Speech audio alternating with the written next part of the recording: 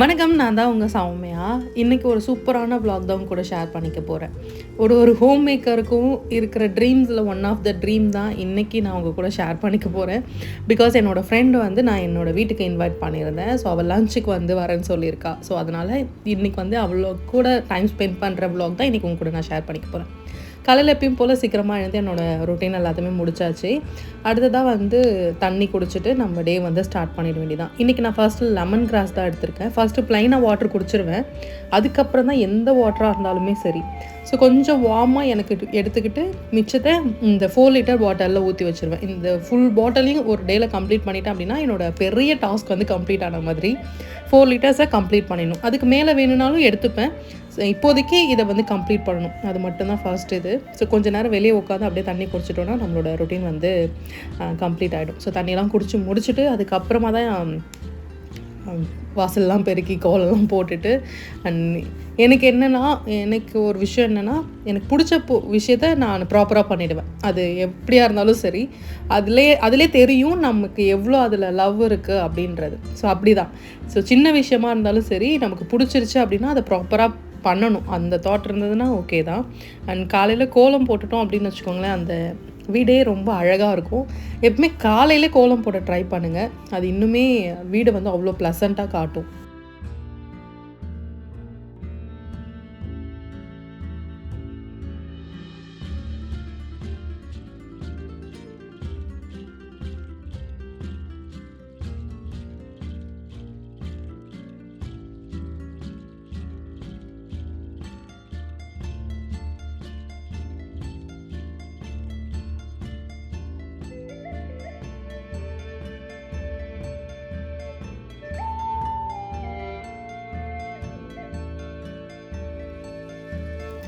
செடியை பற்றி நிறைய பேர் டிப்ஸ் கேட்குறீங்க. நான் அவ்வளோ கார்டனிங்லலாம் பெருசாக எதுவுமே நான் பண்ணுறது கிடையாது.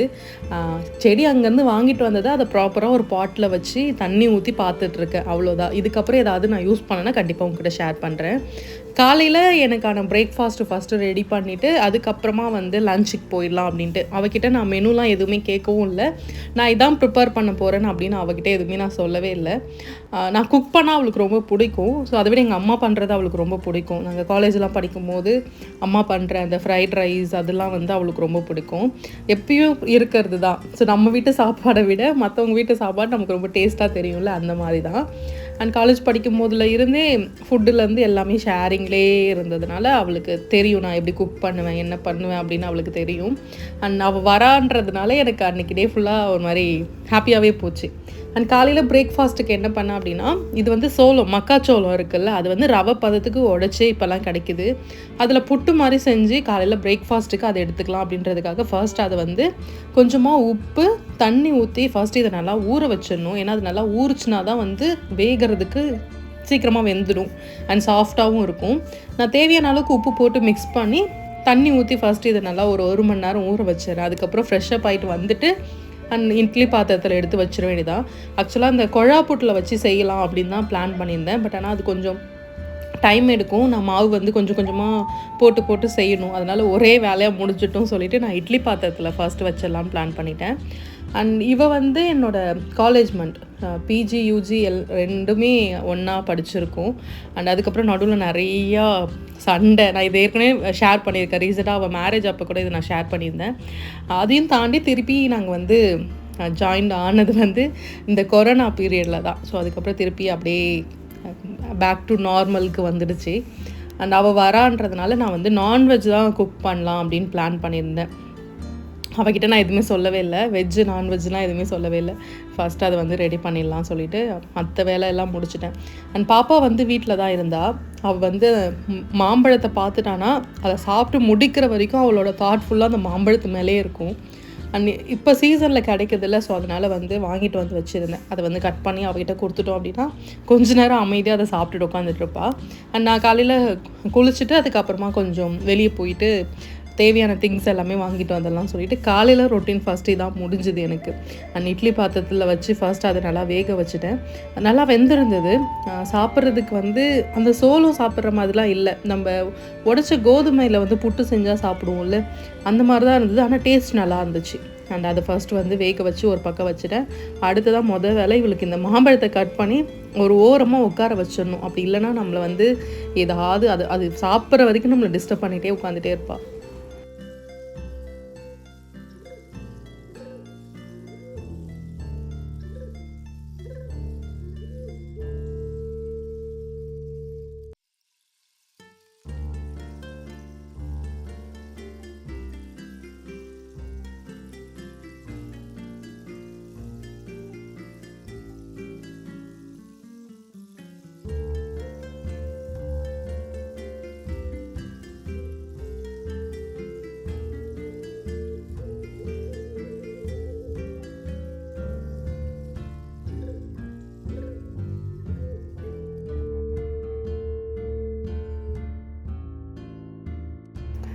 ஃபர்ஸ்ட்டு அவகிட்ட கொடுத்துட்டு அவளை கொஞ்சம் நேரம் உட்கார வச்சுட்டேன். அண்ட் அதுக்கப்புறம் பார்த்திங்கன்னா அவளோட முட்டியில் வந்து பேண்டேஜ் ஒட்டியிருக்கா பார்த்தீங்களா, அது ஒன்றுமே காயமே இல்லை. அதுக்கு அங்கே ஒரு பேண்டேஜ் அதில் கொஞ்சம் பிச்சுட்டு அதில் எடுத்து கையில் கொஞ்சம் ஒட்டியிருந்தாங்க. ஸோ கையில் கொஞ்சம் லாஸ்ட்டாக ஸ்கூலில் வந்து கீழே விழுந்துட்டான். அது காயமே இல்லை, அது கொஞ்சம் காயமாக லைட்டாக இருக்கிறதுனால அங்கே பேண்டேஜெல்லாம் போட்டுட்டு அவங்க அழகாக உட்காந்துட்டு இருந்தாங்க. அண்ட் கொஞ்சம் அமைதியாக உட்காந்துட்டாலே பெரிய விஷயம் இப்போல்லாம். ஏன்னா பசங்க வந்து வெயில் அதிகமாக இருக்குது, முடிஞ்ச அளவுக்கு வீட்டுக்குள்ளாரே உட்காரது வச்சு பார்த்துக்கோங்க. ஸோ சம்மர் இப்போ வெயிலில் வந்து பார்த்திங்கன்னா அம்மெல்லாம் போட ஸ்டார்ட் ஆகும். ஸோ அதனால் ஃபஸ்ட்டு அவங்கள ப்ராப்பராக பார்த்துக்கோங்க. இவளை எங்கள் வீட்டுக்கும் எங்கள் அம்மா வீட்டுக்கும் தான் ஓடிட்டு வந்துட்டுருக்கா. ஃபர்ஸ்ட் அவளை வந்து உட்கார வைக்கணுன்றதுனால ஃபர்ஸ்ட் அவளை உட்கார வச்சுட்டேன். அதுக்கப்புறம் அம்மா கிட்ட பாப்பாவை விட்டுட்டு நானும் அப்பாவும் வந்து கடைக்கு போயிட்டு வந்தோம். ஸோ கடைக்கு போயிட்டு கொஞ்சமாக சிக்கன், அதுக்கப்புறம் வந்து வாட்டர் மெலான் வாங்கிட்டு வந்திருந்தேன், ஜூஸ் போடலாம் சொல்லிவிட்டு. நார்மலாக இப்போலாம் வந்து கடையில் வாங்குகிற ஜூஸ் எல்லாம் அப்படியே விட்டுட்டேன். சரி ஓகே வீட்டிலே வந்து ஜூஸ்லாம் மேக் பண்ணிக்கலாம் சொல்லிவிட்டு எக்கு அப்புறம் கொஞ்சம் திங்ஸ்லாம் வாங்கிட்டு வந்திருந்தேன். ஸோ இது எல்லாமே வாங்கிக்கிட்டு அப்படியே பாப்பாவை வந்து வீட்டிலேருந்து கூட்டிக்கிட்டு அப்படியே போயிட வேண்டியதான். அண்ட் அவங்க வந்து இந்த பொம்மையை வச்சு தான் இப்போதைக்கு விளையாடிட்டு இருக்காங்க. அதனால் அந்த பொம்மையை வந்து கையில் வச்சுருக்காங்க.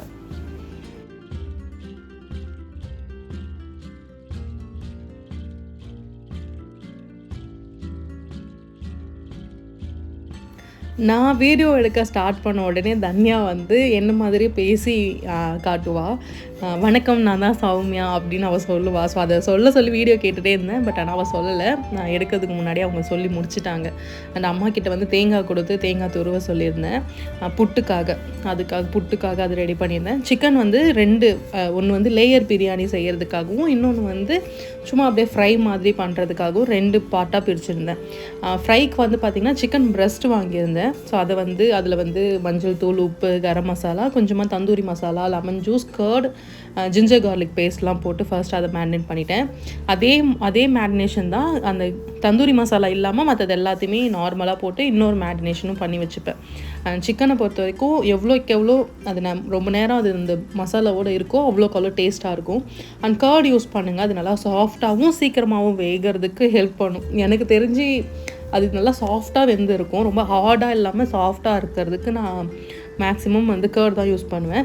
2யும் மேரினேட் பண்ணி ஒரு பக்கம் ரெடி பண்ணி வச்சுட்டோம் அப்படின்னா இந்த வேலையெல்லாம் முடிஞ்சிடும். ஸோ இதெல்லாம் நான் பண்ணிகிட்டே இருக்கும் போதே அவள் வந்துட்டாள். அவள் அப்புறம் அவங்க அக்கா பையன் அண்ட் அவங்களோட கொழுந்தனார் அப்படி தான் சொல்லுவாங்க, ஹஸ்பண்டோட தம்பி, அவங்களும் வந்திருந்தாங்க. சரி ஓகேன்னு சொல்லிவிட்டு நான் இந்த மசாலாலாம் ரெடி பண்ணிட்டேன். அடுத்ததாக வந்து பார்த்திங்கன்னா லேயர் பிரியாணி பண்ணுறதுக்காக தண்ணியில் கொஞ்சமாக பட்டை, கிராம்பு, ஏலக்காய், நெய் விட்டு ஜீரகம் கொஞ்சமாக சாய் ஜீரா போட்டுட்டு பாஸ்மதி ரைஸை நல்லா ஊற வச்சு அதில் ஆட் பண்ணியிருக்கேன். அது நல்லா கொதித்து ஒரு 70% வேகணும். அண்ட் இதெல்லாம் பார்த்துக்கிட்டே தான் நான் வந்து என்னோடய பிரேக்ஃபாஸ்ட்னு எடுத்துக்கிட்டேன். அந்த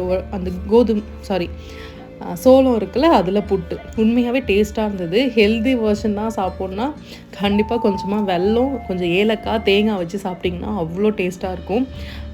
நான் வந்து எனக்கு அந்த டைம் இல்லை, அப்படியே நான் மிக்ஸ் பண்ணி நின்றுட்டே அதை வந்து மிக்ஸ் பண்ணிவிட்டு அப்படியே கொஞ்சம் நேரம் சாப்பிட்டுட்டே அவ கூட உட்காந்து பேசிகிட்டு இருந்தேன்.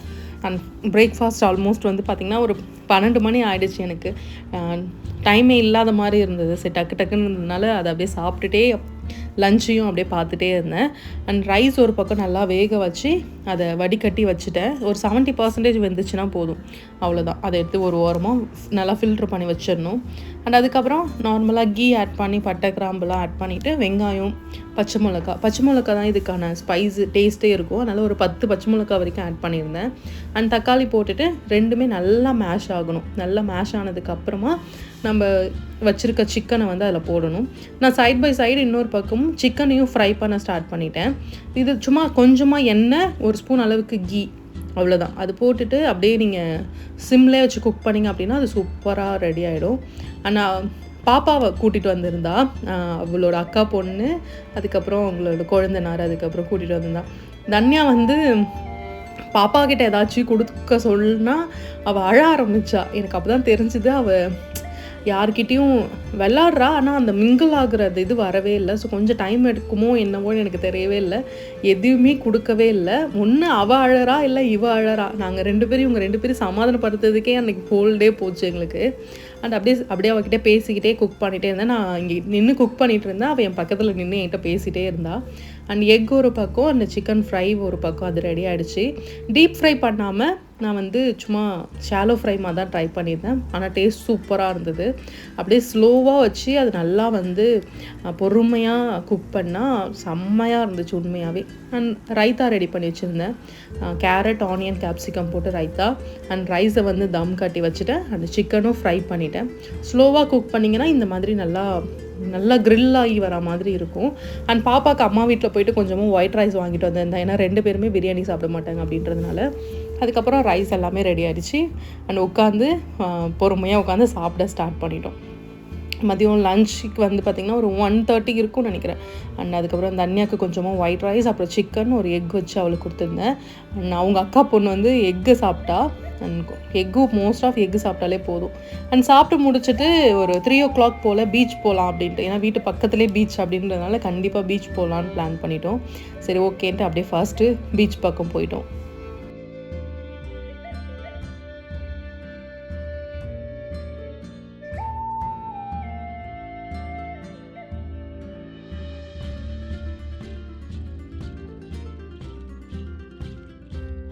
பிஃபோர் மேரேஜ் நாங்கள் வந்து லாஸ்ட்டாக இங்கே வந்து தான் பீச்சில் வந்தது. நான், ஷர்மி, அதுக்கப்புறம் உமா. ஸோ 3 பேர் தான் இப்போதைக்கு க்ளோஸாக இருக்கிறது. 3 பேர் தான். இன்னும் நிறைய பேர் இருக்காங்க. என் ஃப்ரெண்டு ரஞ்சிதா இருக்கா, திவ்யா இருக்கா, ஸ்கூல் மேட்ஸ் இருக்காங்க, எல்லாருமே இருக்காங்க. அண்ட் இந்த ஃப்ரெண்ட்ஷிப் வந்து மோஸ்ட் ஆஃப் வந்து ஆஃப்டர் மேரேஜுக்கு அப்புறம் யாருக்குமே அந்த ஃப்ரெண்ட்ஷிப் பாண்டிங் வந்து ரொம்ப நாள் இருக்கவே இருக்காது. அது எப்படியாச்சும் ஒரு டிஸ்டன்ஸ் மெயின்டைன் ஆகும். அப்படி இல்லைனா பேச மாட்டாங்க, இல்லைனா வந்து அது கொஞ்சம் அப்படி இப்படின்னு இருக்கும். ஸோ எங்களுக்கு என்னன்னு தெரியல. ஸோ காட் கிரேஸ் ஆஃப்டர் மேரேஜ்க்கு அப்புறம் இன்னுமே எங்களோட பாண்டிங் ரொம்பவே ஸ்ட்ராங்காச்சு. ஸோ அவள் வந்தால் நான் போய் பார்க்குறது, அவள் இங்கே வரும்போது என்னை வந்து பார்க்குறது அப்படின்ட்டு அந்த பாண்டிங் நல்லாவே இருக்குது.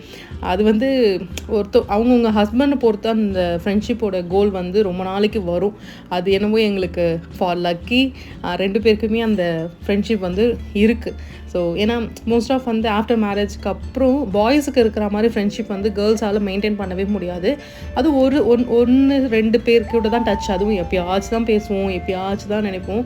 இப்போலாம் நாங்கள் வந்து டெய்லியும் மெசேஜஸ், டெய்லியும் ஒரு கால் அப்படின்ட்டு எல்லாத்தையும் ஷேர் பண்ணுறதுக்கு டைம் கரெக்டாக இருக்குது. நமக்கும் யார்கிட்டயா பேசிட்டோம் அப்படின்னா நல்லாவே இருக்கும். ஸோ அவளுக்கு எதாக இருந்தாலும் என்கிட்ட, எனக்கு எதாக இருந்தாலும் அவகிட்ட அப்படின்னு ஷேர் பண்ணும்போது அந்த டைம் நமக்கு பெருசாக அந்த 2 பேர் பேசிட்ட பிறகு என்ன ஆகும்னா, இதெல்லாம் ஒரு விஷயமே இல்லை, இதுக்காக நம்ம இவ்வளோ ஃபீல் பண்ணுறோம் அப்படின்னு ஒரு தாட் வந்துடும். அதுக்கப்புறம் 2 பேரும் ஜாலியாக அப்படியே விட்டுருவோம்.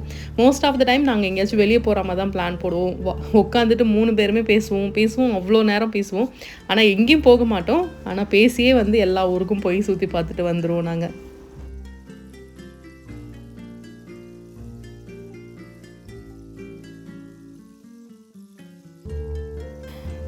வீட்டு பக்கத்தில் தான் பீச் இருக்குது. ஆனால் நான் வாக்கிங் வரதோடு சரி, அதுக்கப்புறம் பீச்சுக்கு போய் குளிக்கிறது அந்த மாதிரிலாம் எதுவுமே பண்ணவே மாட்டேன். ஃபஸ்ட்டு தனியா வேண்டாம் குளிக்காத அப்படின்னு சொல்லிகிட்டே இருந்தேன். அதுக்கப்புறம் பாப்பா குளிக்கிறான், எனக்கும் வேணும்னு சொல்லிவிட்டு டக்குன்னு அவள் தண்ணியில் உட்காந்துட்டா. சரி ஓகே, அதுக்கப்புறம் என்ன பண்ணுறதுன்னு கொஞ்சம் நேரம் விளாட விட்டுட்டு ஒரு 1 hour கழித்து நான் திரும்ப வீட்டுக்கு கூட்டிகிட்டு வந்துட்டேன். எப்பவுமே சொல்லுவாங்கள்ல, உள்ளூர் குளம் வந்து எப்பவுமே தீர்த்தம் ஆகவே ஆகாது. அதே மாதிரி வீட்டு பக்கத்தில் தான் இருக்குது. பட் இருந்தாலும் அங்கே போய் நம்ம குளிக்கிறதுக்கெல்லாம் அது என்னவோ தெரியல, தெரியல. ஸோ பீச்சை பார்க்காதவங்களுக்கு அந்த இது இருக்கும். ஸோ இவ வந்து திருச்சியில் இருக்கா, தஞ்சாவூரில் கல்யாணம் பண்ணிட்டு போயிருக்கா. அதனால் அங்கே வந்து பீச்லாம் இல்லை.